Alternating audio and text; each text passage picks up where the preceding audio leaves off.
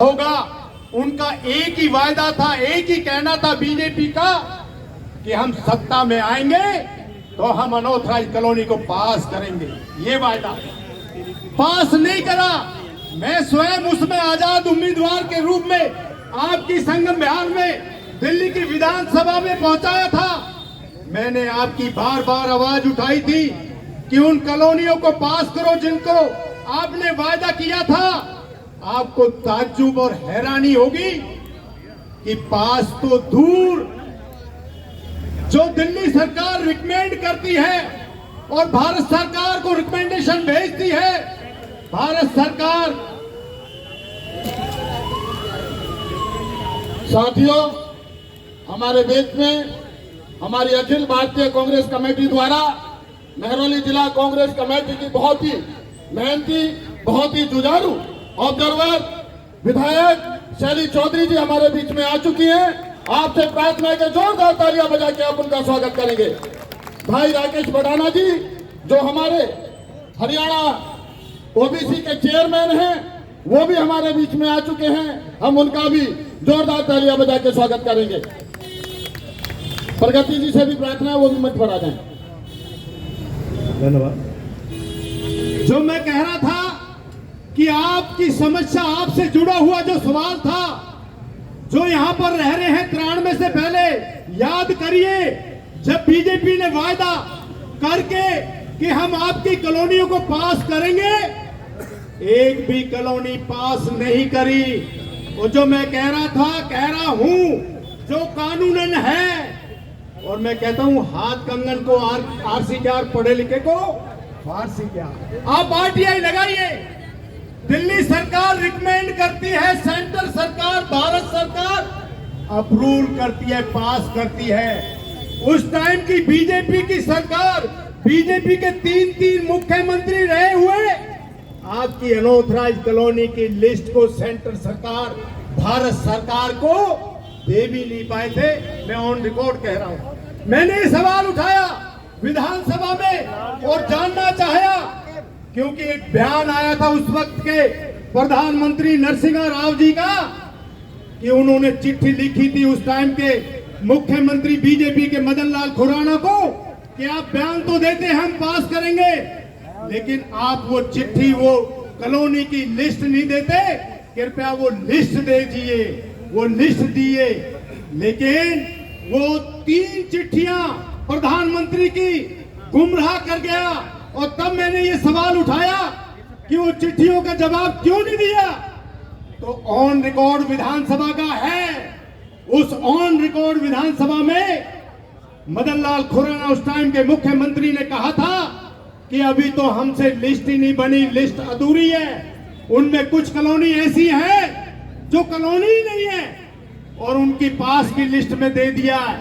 हमने कहा, क्योंकि कानून ये था कि उस लिस्ट में, उस नक्शे पर मोहर एमएलए या एमपी की लगेगी तब वो मानी जाएगी। मैंने कहा उन एमएलए एमपी के नाम बताइए। तो माफियाओं का पता चला, 2 बीजेपी के एमएलए और 1 बीजेपी का एमपी था जिन्होंने झूठी लिस्ट भेजी।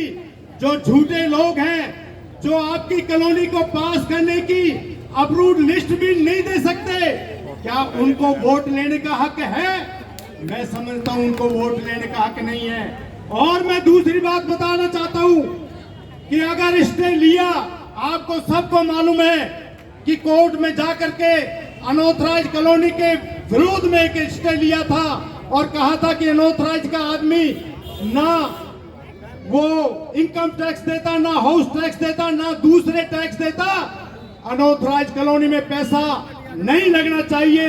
ये किसने लिया इससे? वो कौन गया कोर्ट में? आपको बताना चाहता हूं, एसडी शौरी कौन था जो कोर्ट में गया? वो बीजेपी का मंत्री अरुण शौरी का फादर, अरुण शौरी का बाप था, जिसकी वजह से आपकी कॉलोनी पर टूटने की तलवार लटकी रही और जो पास नहीं हो सकी।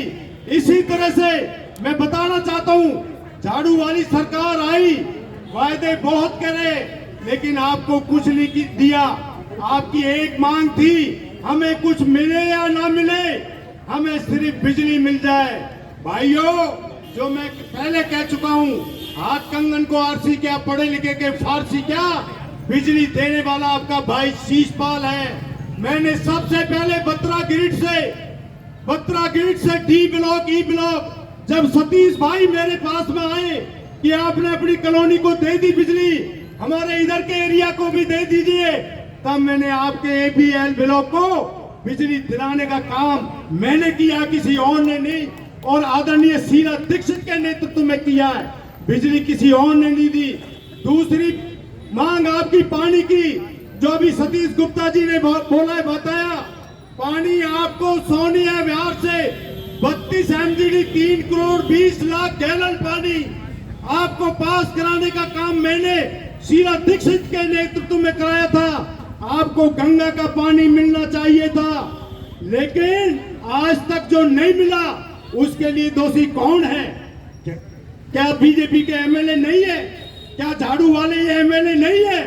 और आज जो कुछ एरिया में जो पानी मिलता भी है तो गंगा का नहीं, सोनिया विहार का नहीं, हैदरपुर प्लांट का जो गंदा पानी छान करके दिया जाता है, जो दूसरे दिन ही वो खराब हो जाता है, उस पानी को भी पूरा आज तक नहीं दे पाए। तो इसके लिए दोषी कौन है? भाइयों, यहाँ पर पंडित टेकचंद शर्मा एमएलए होते थे, बराबर में मैं एमएलए होता था। मेरे 9 ऑफिस थे, दक्षिण में भी था, दक्षिणपुरी में भी, 3 संगम बिहार में थे।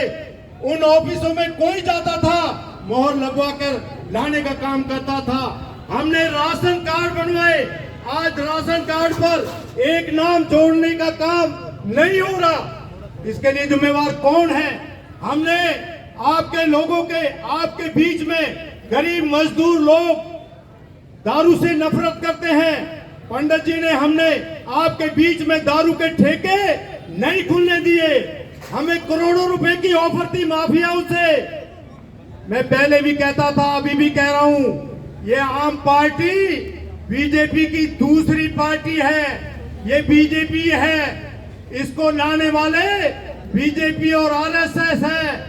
जब ये धरना रखते थे तो आरएसएस और बीजेपी के लोग जाते थे।